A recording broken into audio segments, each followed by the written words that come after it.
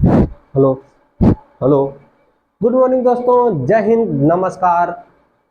आप लोगों का हार्दिक स्वागत एवं अभिनंदन बंदन है आपके अपने YouTube channel double A academy में। तो चलिए मेरे दोस्त, हम लोग पिछली कक्षा में क्या पढ़ रहे थे? राष्ट्र का स्वरूप। क्या देख रहे थे? राष्ट्र का स्वरूप। और राष्ट्र के स्वरूप में हमने आप लोगों को इस भूमि के बारे में पूरा पढ़ाने का काम किया था और बता भी दिया था। कहाँ तक हम पहुँचे थे? इस राष्ट्र के स्वरूप में हम लोग यहाँ तक तभी मात्र भूमि की पुष्कल समृद्धि और समग्र रूप मंडन प्राप्त किया जा सकता है।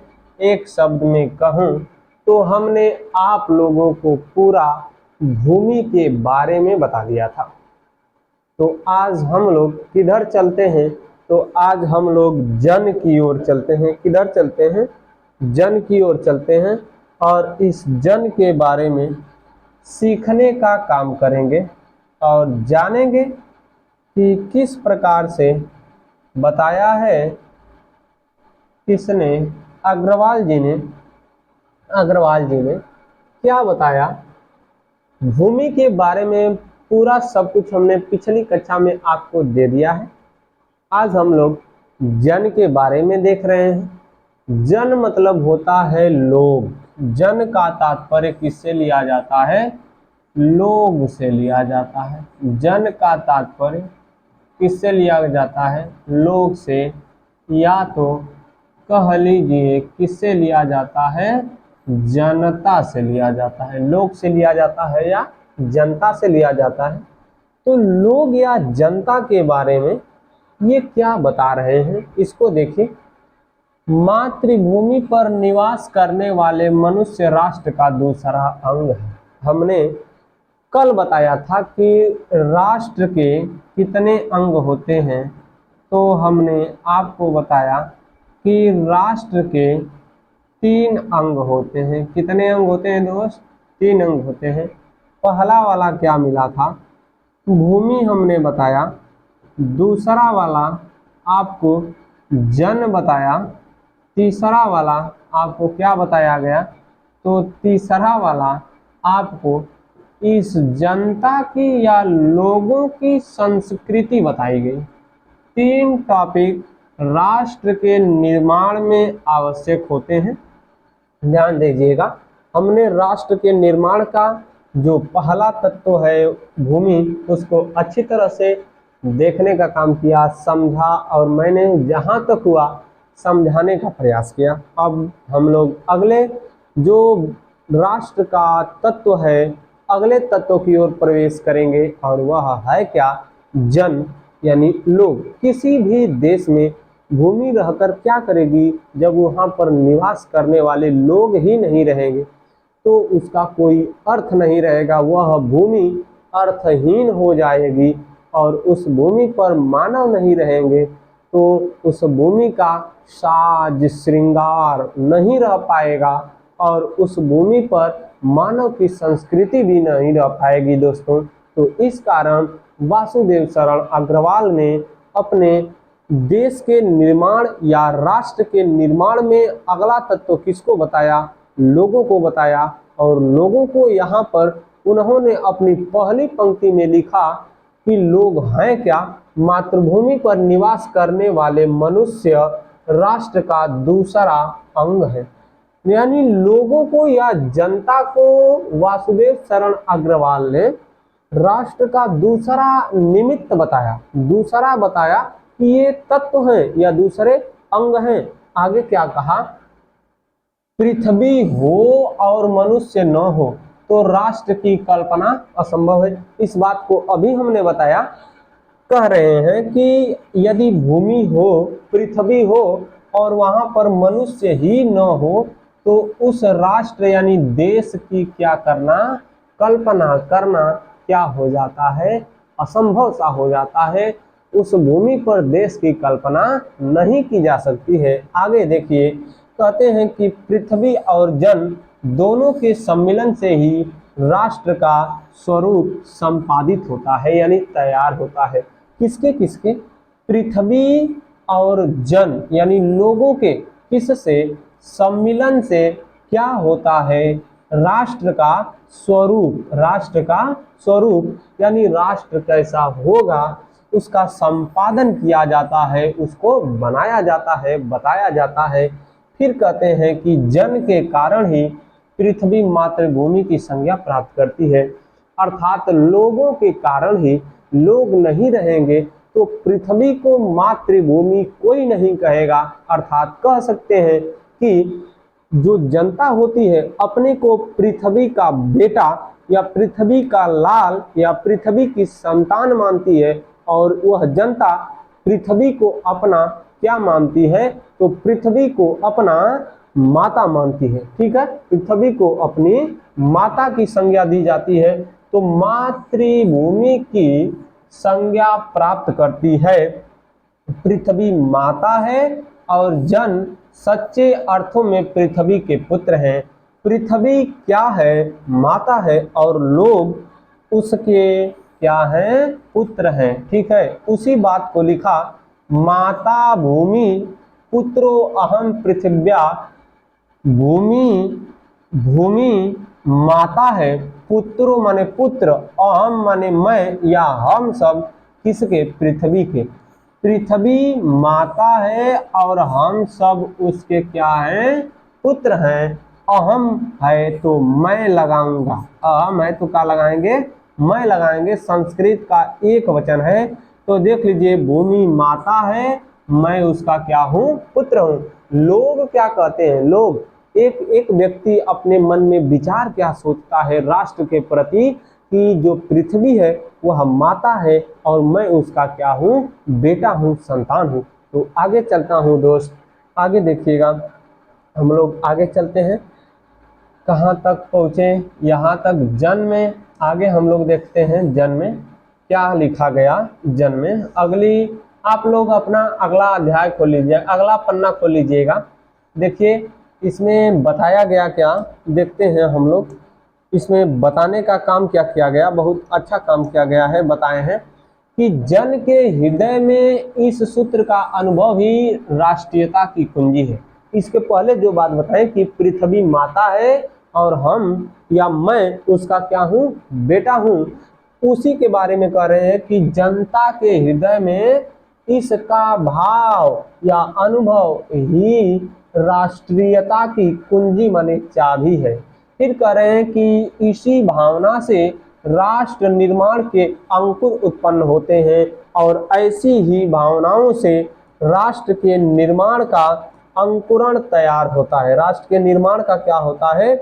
अंकुरण तैयार होता है। ठीक है, तो आगे देखिएगा, जब राष्ट्र के निर्माण का अंकुरण होगा, यह भाव जब सशक्त होता है या यह भाव जब सशक्त रूप में जगता है, तब राष्ट्र निर्माण के स्वर वायुमंडल में भरने लगते हैं।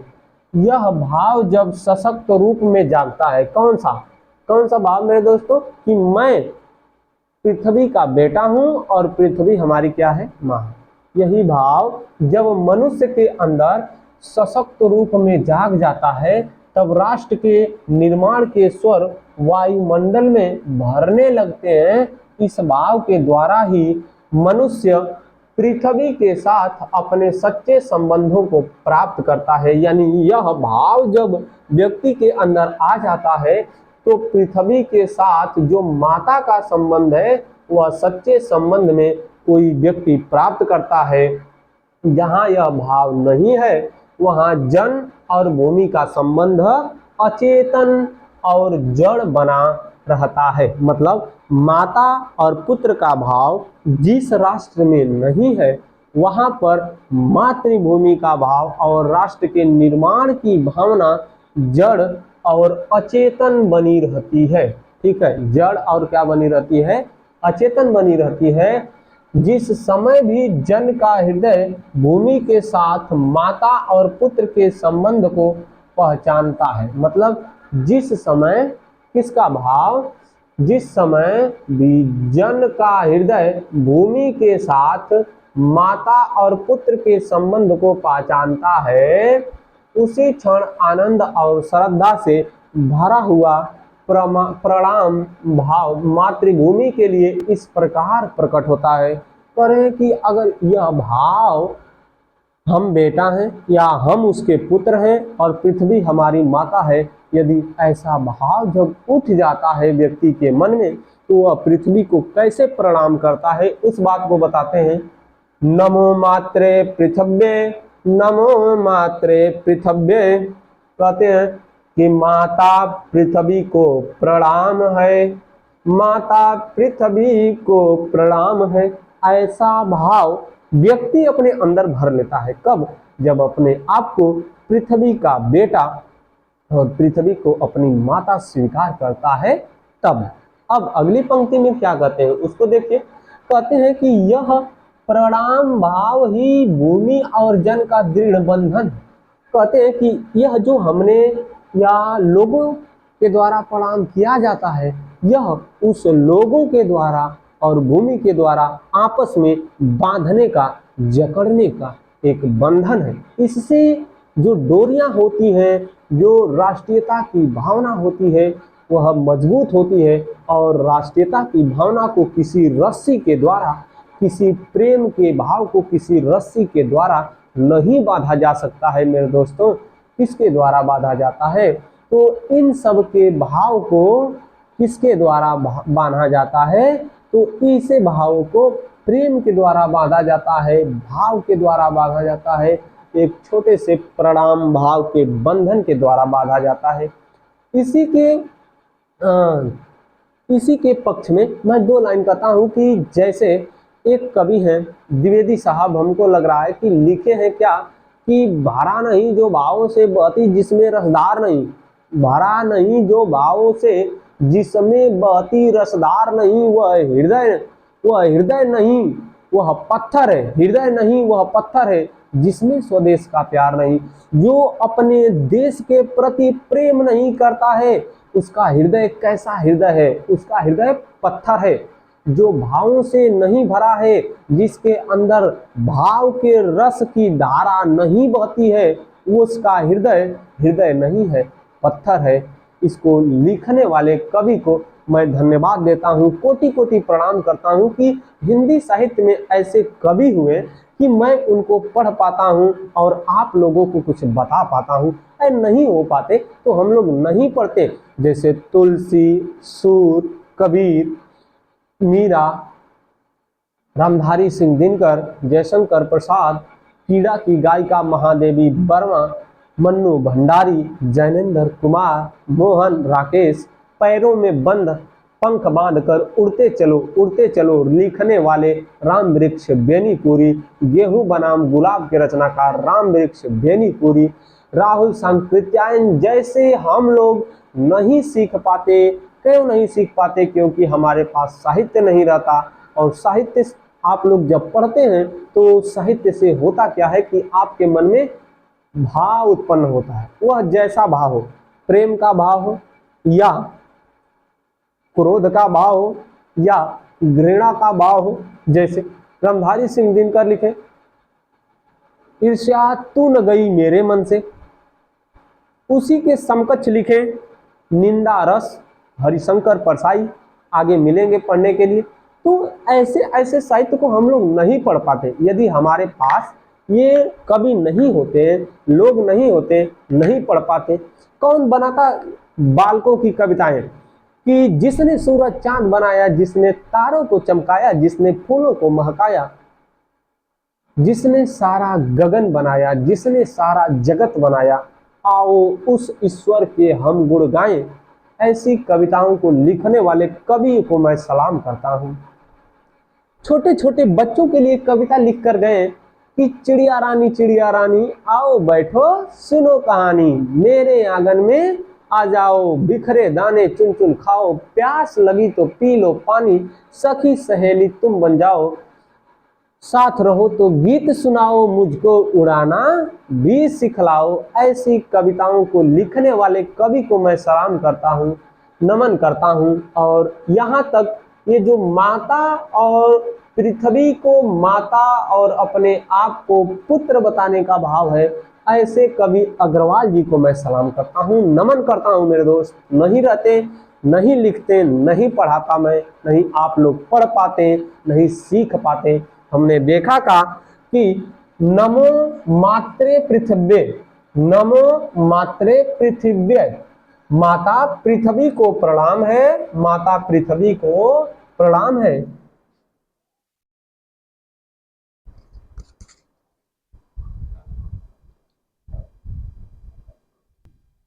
चलिए दोस्त, आइए हम लोग कहाँ पर थे, यहीं पर थे, थोड़ा सा टेक्निकल इशू आ गया था। देखिए हम कहाँ पर थे कि नमो मात्रे पृथ्वे, नमो मात्रे पृथ्वे, माता पृथ्वी को प्रणाम है, माता पृथ्वी को प्रणाम है। यह ऐसा भाव, यह प्रणाम भाव ही भूमि और जन का दृढ़ बंधन है, भूमि और लोगों को बांधने का क्या है, बंधन है। इसी दृढ़ भित्ति पर राष्ट्र का भवन तैयार किया जाता है। इसी प्रणाम के भाव को लेकर भीत बनाकर, दीवार बनाकर कैसा काम किया जाता है, राष्ट्र का भवन क्या किया जाता है, तैयार किया जाता है। मतलब जो प्रेम का बंधन है, इसको हम लोग आपस में जोड़कर क्या करते हैं, भवन तैयार करते हैं। कैसा भवन, राष्ट्र का भवन। और राष्ट्र के भवन का भित्ति, भित्ति माने भीत, दीवार तैयार की जाती है। चट्टान पर राष्ट्र का चीर जीवन आश्रित रहता है। चट्टान मतलब पत्थर पर, राष्ट्र का चीर माने महान, जीवन माने जीवन, आश्रित माने उसी पर लिपटा रहता है, उसी पर लिखा जाता है। इसी मर्यादा को मानकर राष्ट्र के प्रति मनुष्य के कर्तव्य और अधिकारों का उदय होता है। क्या कह रहे हैं कि इसी मर्यादा को, मान मर्यादा, इज्जत सम्मान को, राष्ट्र के प्रति मनुष्यों के कर्तव्य और अधिकारों का उदय होता है। जो जन पृथ्वी के साथ माता और पुत्र के संबंध को स्वीकार करता है, उसे ही पृथ्वी के वरदानों में भाग पाने का अधिकार है। कह रहे हैं कि जो ऐसे बंधन को स्वीकार करता है, माता के और पृथ्वी के बीच में अपने आप को पुत्र का भाव जो मानता है, उसी को वरदान में भाग पाने का क्या है, अधिकार है। माता के प्रति अनुराग, अनुराग माने प्रेम, सेवा भाव पुत्र का स्वाभाविक कर्तव्य है।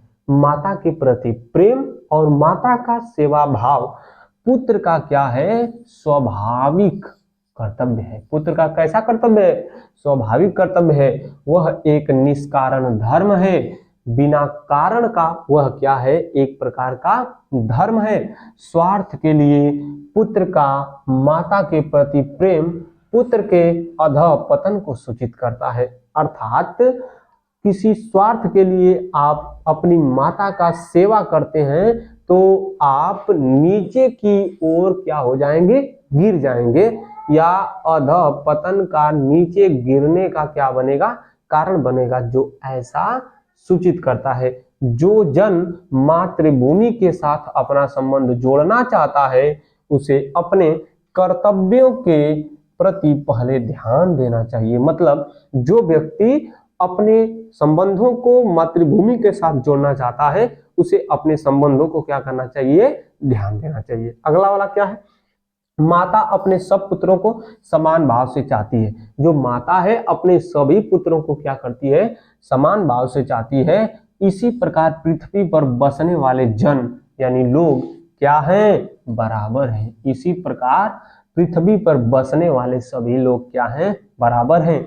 उनमें ऊंच और नीच का भाव नहीं है। जो मातृभूमि के उदय के साथ जुड़ा हुआ है, वह समान अधिकार का भागी है। जो मातृभूमि के उदय के लिए, विकास के लिए जुड़ा हुआ है, वह समान अधिकार का भागी है, यानी अधिकारी है। सबको समान अधिकार देना चाहिए।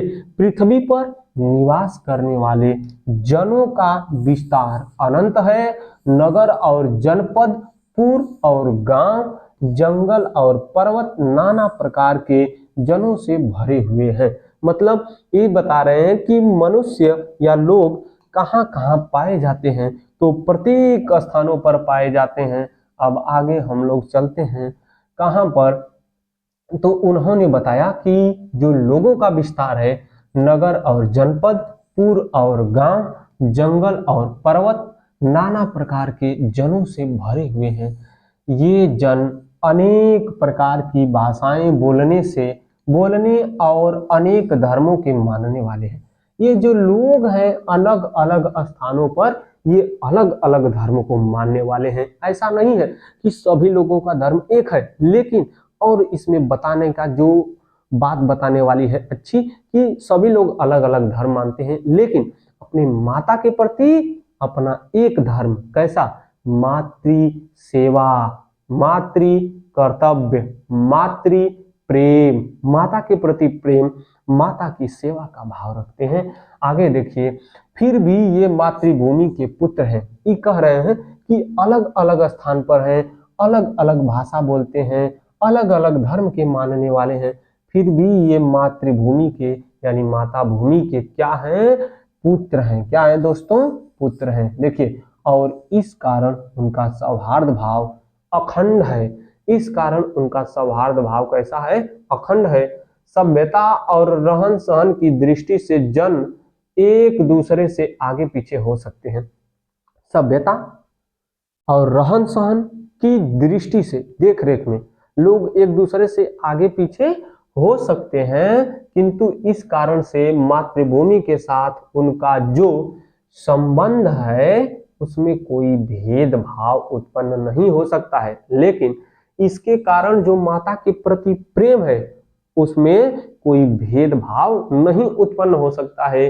पृथ्वी के विशाल प्रांगण में सब जातियों के लिए एक समान क्षेत्र है।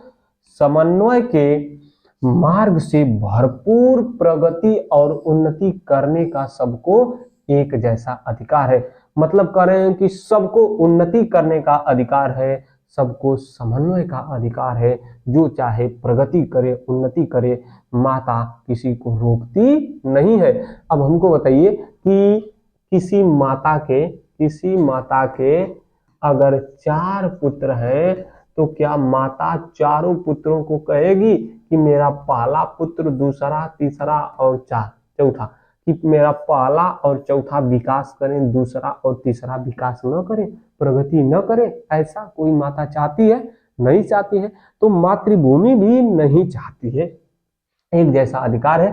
किसी जन को पीछे छोड़कर राष्ट्र आगे नहीं बढ़ सकता। अतएव राष्ट्र के प्रत्येक अंग की सुध हमें लेनी होगी। मतलब राष्ट्र सोचे कि, देश सोचे कि मैं लोगों को छोड़कर आगे बढ़ जाऊं, तो ऐसा असंभव है।